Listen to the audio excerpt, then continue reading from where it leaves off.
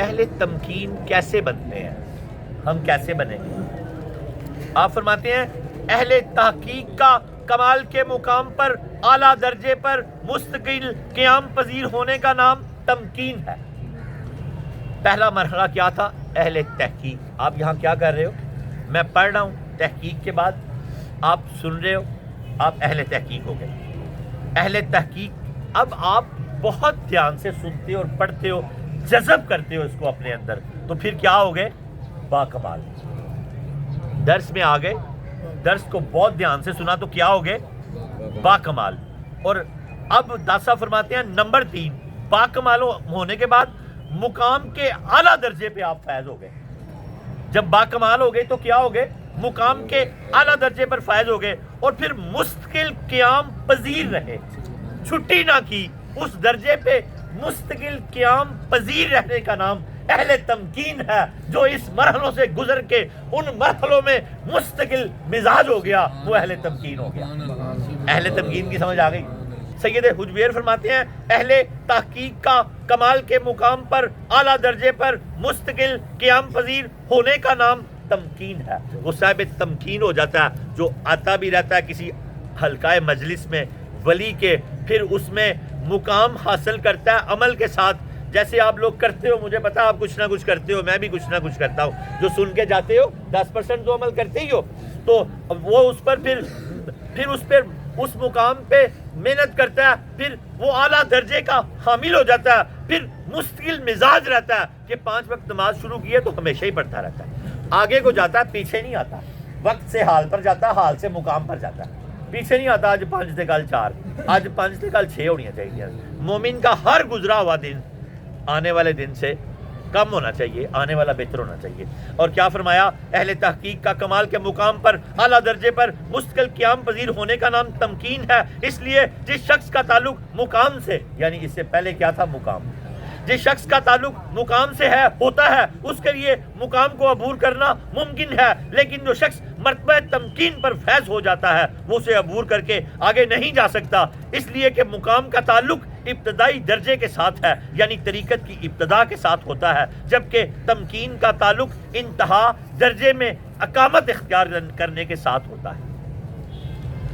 اب میں نے کہا آپ کو سمجھ نہیں آئے گی، تھوڑا میں جیسے میں نے پہلی لائن سمجھائی ہے نا، میں نے آپ کی بیس تو بنا دی ہے۔ اب دادا صاحب فرما رہے ہیں کہ یہ جو صاحب مقام لوگ ہوتے ہیں، جو تحقیق کر کے اعلیٰ درجے اعلیٰ مقام پہ پہنچ کے مستقل مزاج ہو جاتے ہیں، وہ پیچھے آپ کہہ رہے ہیں کہ صاحب تمکین جو ہے نا یہ آخری درجہ ہے، مقام والا سفر میں ہے، ابھی وہ نہر ندی دریا ہے، ابھی وہ سمندر میں نہیں اترا۔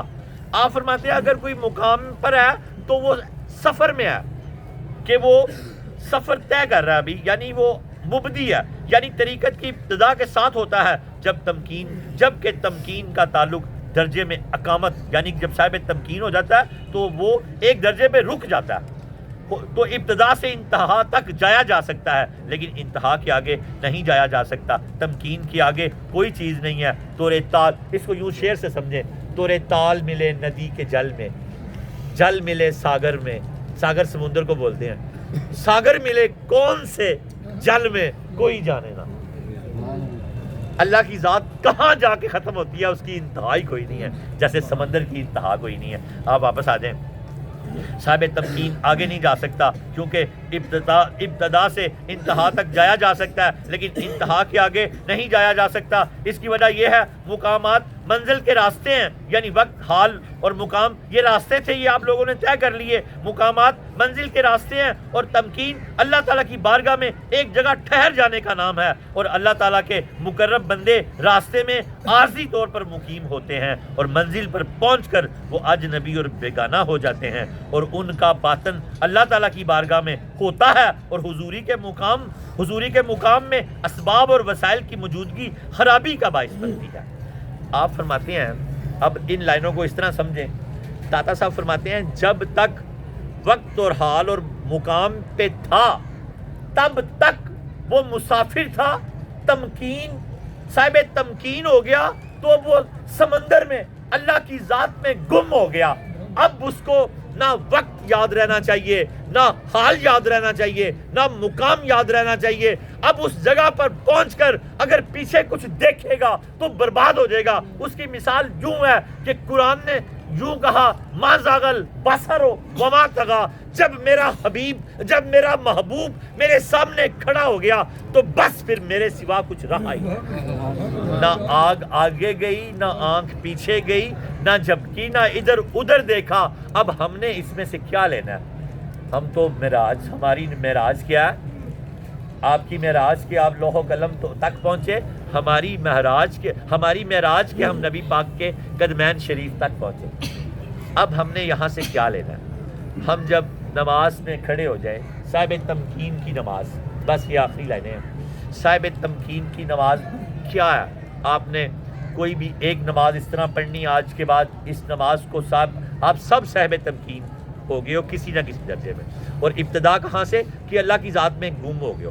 آپ داسا فرما رہے ہیں کہ جب تم ان مرحلوں سے گزرتے ہوئے اللہ کی ذات میں گم ہو جاؤ، یعنی آپ یوں، میں نے مثال کے طور پہ کہہ رہا ہوں، نماز میں چلے جاؤ سارے، تو اب آپ کا رابطہ اسی طرح ہونا چاہیے جس طرح اللہ تعالیٰ کا اپنے محبوب سے رابطہ تھا، کہ نہ ادھر خیال جائے نہ ادھر جائے، بس اندر ہی گم رہیں۔ یہ کس طرح ہوگا؟ میں آپ کو اس طرح بتاتا ہوں کہ آپ نے جیسے ہی اللہ اکبر، دعا، ادب، اللہ کی ذات کا خشیت، خستہ دل، شکستہ دل کر کے تکبیر پڑھ کے نماز پڑھنی ہے۔ اگر آپ کی نماز نفل بھی ہے تو تکبیر پڑھ لیا کرو، اور اللہ اکبر، سبحانک اللہم و بحمدک، پاک ہے اللہ، ترجمہ ساتھ پڑھتے جانا ہے، پاک ہے اللہ، پاک ہے اللہ، سبحانک اللہم و بحمدک، پاک، تکرار کرتے جاؤ، و بحمدک، ساتھ اپنی تعریف کے ساتھ اردو بول سکتے ہو۔ بعض امام کہتے ہیں کہ اردو میں پوری نماز بھی پڑھ سکتے ہو، لیکن بعض امام کہتے ہیں کہ عربی کی عبارتیں نہ خراب کرو۔ 7 جگہ پہ نماز کی دعا ہے۔ اللہ اکبر کے فوراً بعد دعا، ثنا کیا ہے؟ دعا ہے۔ نماز الحمد سے شروع ہوتی ہے۔ ثنا اپنی زبان میں کرو، ترجمہ ساتھ ساتھ یاد کرو، سبحانک اللہم، پاک ہے اللہ، ایسے گم ہو جاؤ اس میں، کوئی یاد کوئی خیال نہیں رہے گا۔ جب صاحب تمکین اس طرح نماز پڑھے گا، الحمدللہ میں نے 70 منٹ میں صبح یہ 2 رکعتیں پوری کی ہیں، تکرار کرتے جاؤ، سبحانک اللہم، پاک ہے اللہ، سبحانک اللہم، ہاتھ ایسے باندھنے ہیں یہ تلی آئے اور جہاں مرضی ہاتھ آ جائے، تھوڑا سا جھکاؤ آ جائے، سبحانک اللہم، پاک ہے اللہ، و بحمدک، بار بار ساتھ اپنی تعریف کے، ساتھ اپنی تعریف کے، ساتھ اپنی تعریف کے، تعریف، و تعالی جدو کا، بلند ہے تیری شان، بلند ہے تیری شان، بولتے جو اپنی زبان میں، ایک بار عربی کا جملہ کہہ لو، گم ہوتے جاؤ، حکت طاری ہوتی ہے، بار بار تکرار سے کیا ہوتا ہے؟ حکت طاری ہوتی ہے، برکت والا تیرا نام اور بلند ہے تیری شان۔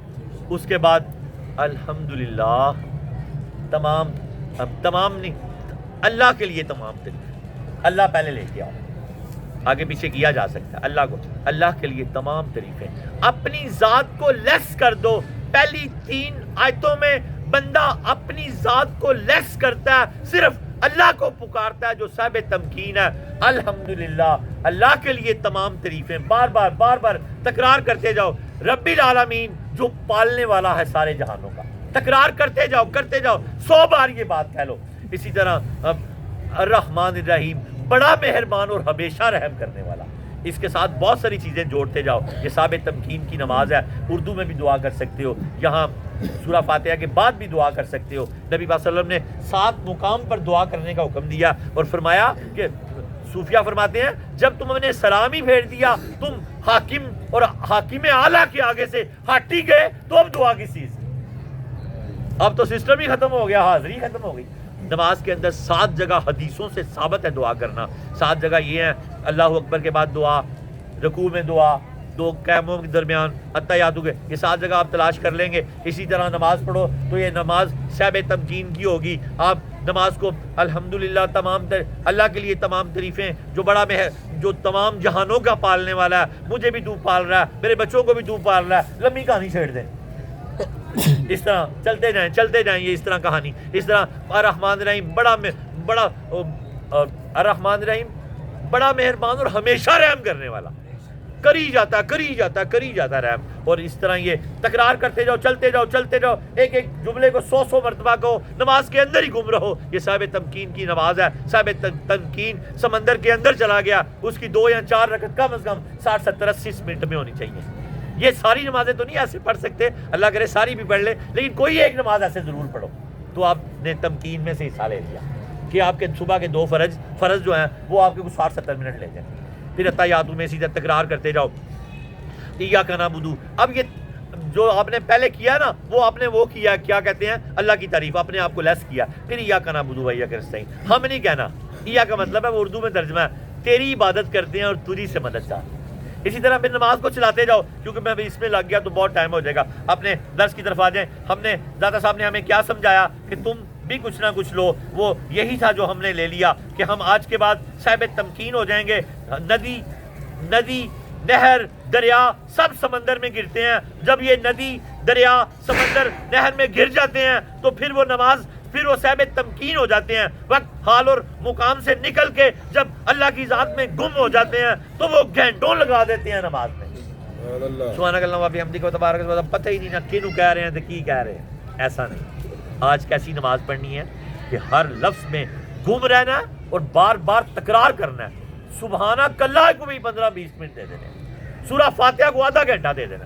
اس طرح کرتے کرتے 2 رکعت کوئی ایسے صاحب تمکین نے مکمل کرنے ہیں, کیونکہ وہ اللہ کی ذات میں اتنی دیر گم ہو جائے تو اتنا بھی وہ صاحب تمکین ہو جائے گا. آپ نے آگے فرمایا کہ زمانہ جاہلیت میں صاحب تمکین کی مثال دی ہے. صاحب تمکین وقت اور حال اور مقام سے گزرتا ہوا جب اپنے محبوب کے قریب آ جاتا ہے تو وہ ہر چیز کو ختم کر دیتا ہے اور محبوب میں گم ہو جاتا ہے. داتا صاحب اس کی مثال یوں دے رہے ہیں, مثالیں دینا قرآن کی اللہ کی سنت ہے.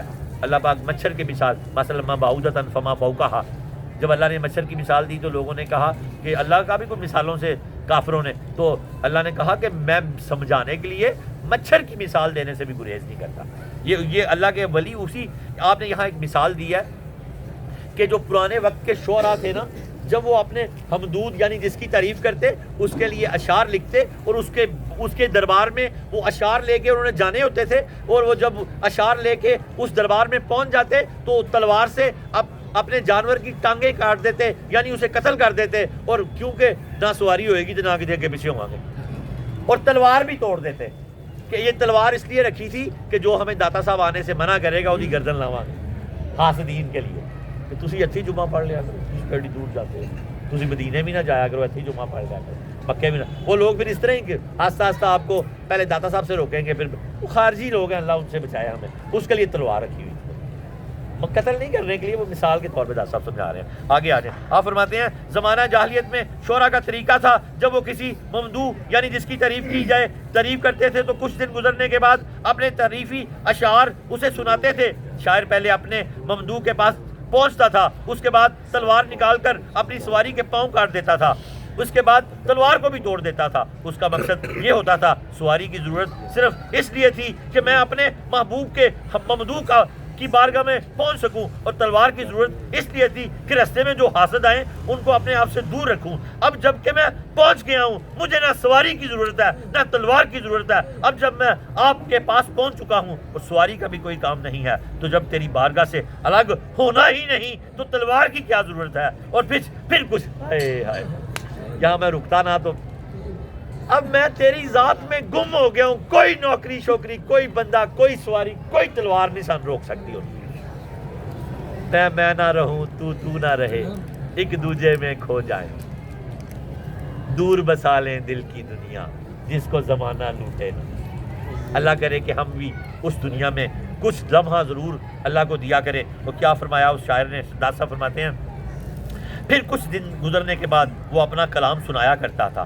دوسری مثال یہی وجہ ہے اللہ تعالیٰ نے موسیٰ علیہ السلام سے فرمایا تھا, جب وہ مختلف منازل طے کرتے ہوئے, یعنی نبیوں کو بھی یہ منازل طے کرنے پڑتے ہیں جو آپ اور ہم کر رہے ہیں, جب وہ مختلف منازل طے کرتے ہوئے یعنی وقت حال اور مقام سے گزرے, عبور کر کے صاحب تمکین کے محل میں پہنچے, یعنی اللہ کی بارگاہ میں حاضر ہوئے, تو اللہ نے فرمایا اے موسیٰ اب اسباب کی کیا ضرورت ہے. ارشاد باری تعالیٰ ہے فَخْلَعْ نَعْلَيْكَ سورہ طٰہٰ آیت نمبر سورہ طٰہٰ آیت نمبر 12, تم اپنے جوتے اتار دو. کیا فرمایا موسیٰ علیہ السلام سے, کوہ طور پہ وادی طوے وادی سینا میں اے موسیٰ اپنے جوتے اتار دو، وَأَلْقِ عَصَاكَ سورہ نحل آیت نمبر 10، اور اپنا عصا بھی رکھ دو۔ پہلے دنیا کی مثال دی، اب تم وہاں پہنچ گئے ہو، اب آپ یہاں پہنچ گئے ہو، اب پیچھے کے دروازے بند کر دو۔ اللہ کہہ رہا ہے، میں نہیں کہہ رہا، داتا صاحب کہہ رہے ہیں۔ کیا فرمایا اللہ پاک نے؟ یہ دونوں قرآن کی آیتیں تھیں کہ موسیٰ تم جوتے بھی اتار دو اور اپنا عصا اور ڈنڈا جو ان کے ہاتھ یہ بھی رکھ دو۔ کوئی چیز تیرے اور میرے حرف اے ہائے کتنے جائیے، کوئی چیز تیرے اور میرے درمیان میں نہ رہے، حائل نہ رہے۔ اب جب تو اللہ اکبر کر لے تو ہر چیز اتار دے، اب تو رہے اور میں رہوں، بس یہ ہے صاحب تمکین۔ جب اللہ اکبر نماز میں کر لو تو گم ہو جاؤ اس کی ذات میں، تم صاحب تمکین ہو جاؤ گے۔ اللہ کی قسم 2 رکعت ضرور ایسے پڑھا کرو، پھر تکرار کرو، گم رہو، دھیان نہ ادھر ادھر ہو، پھر وہ فخر کرے گا یہ میرا بندہ ہے، یہ میرا بندہ ہے۔ بندہ بندگی سے بنتا ہے۔ اللہ پاک نے موسیٰ علیہ السلام سے کہا جوتے بھی اتار دو، اپنا عصا بھی رکھ دو، چھوڑو اب سارا، اب تم پہنچ گئے ہو، اب کیا رہ گیا۔ اب داتا صاحب نے آخری گرا لگائی ہے، دعا کرتے ہیں، یعنی سید حجویر فرماتے ہیں یعنی یہ سب سفر کا سامان ہے، اللہ تعالیٰ کی بارگاہ میں حضوری کے بعد اس سے جدا ہونے کا خطرہ نہیں۔ جب آپ حاضر ہو گئے ہو اب کوئی خطرہ نہیں ہے، خطرہ نہیں، کیونکہ محبت کا آغاز طلب سے ہوتا ہے۔ محبت کا آغاز طلب سے ہوتا ہے۔ یار ہمیں یہ طلب ہی نہیں ہے، یہ طلب پیدا کر لو آج۔ محبت کا آغاز طلب سے ہوتا ہے۔ طلب کس کی ہے؟ ہائے ہائے، یہ طلب پیدا تو کرو میری بیٹیوں، میرے بیٹوں، میرے دوستوں۔ یہ طلب ہے ہی نہیں، دور دو جار کا ہی رولا ہے۔ اللہ نکال دے گا، جیب رزق کے حلال سے بھر دے گا، دل نور ایمان سے بھر دے گا۔ اللہ نے ہمیں اپنے لیے پیدا کیا، فَاذْكُرُونِی أَذْكُرْكُم۔ 11,000 مرتبہ یہ وظیفہ لے لو، لفظ عثمان کو بھی دیا سب کو، 11,000 مرتبہ لفظ اللہ پڑھا کرو، سارا دن تسبیح آتے رہے۔ عثمان آپ کے بھی بیٹے، آپ کے بھی 11,000 مرتبہ، اور 7,000 مرتبہ استغفر اللہ، اور 5,000 مرتبہ لا حول ولا قوت الا باللہ۔ ساری کائنات آپ کی گود میں آ جائے گی۔ یہ اتنے بڑے وظیفے ہیں، ذاکرین کے وظیفے ہیں۔ اور کیا فرمایا داتا صاحب نے؟ سید حجویر فرماتے ہیں کہ کیونکہ محبت کا آغاز طلب سے ہوتا ہے اور اس کی انتہا یہ ہے کہ انسان اس جگہ کے ساتھ سکون حاصل کر لیتا ہے۔ پانی یعنی پانی جب تک ندی میں بہتا رہتا ہے اس وقت تک جاری رہتا ہے، لیکن جب وہ سمندر میں پہنچ جاتا ہے تو اسے قرار حاصل ہو جاتا ہے، اس کا ذائقہ بھی تبدیل ہو جاتا ہے۔ اب جس شخص کو پانی کی ضرورت ہے وہ سمندر کا رخ نہیں کرتا، بلکہ اس کی طرف وہ شخص آتا ہے سمندر کی طرف جسے جوہرات کی طلب ہوتی ہے۔ صاحب تمکین سمندر بن جاتا ہے، وہ جو اس کے پاس آتے ہیں۔ سید حجویر صاحب تمکین ہے، اگر آپ یہاں سے جوہرات لینے آئے ہو تو پھر آپ اصل مالا مال ہو جائیں گے۔ جوہرات کیا ہیں؟ اللہ کی محبت، پنجتن پاک کی محبت، یہ جوہر ہیں، یہ یہاں سے ملتے ہیں، اور باقی مال و دولت تو یہ ویسے ٹھیر لگا دیتے ہیں۔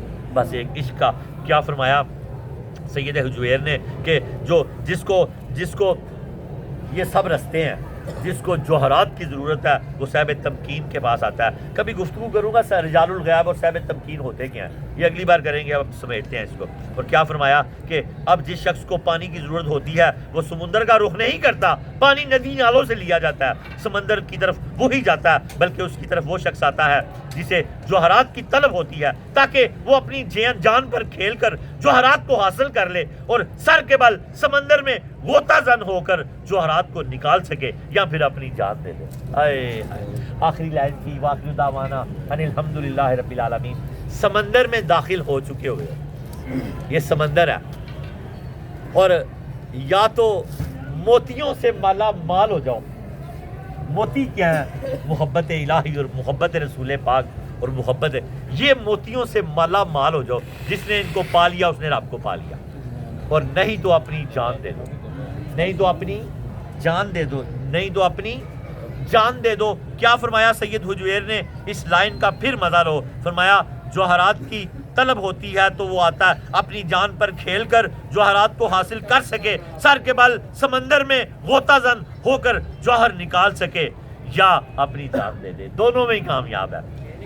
جان دی بھی تو جان دی ہوئی اس کی تھی، حق تو یہ ہے کہ حق پھر بھی ادا نہ ہوا۔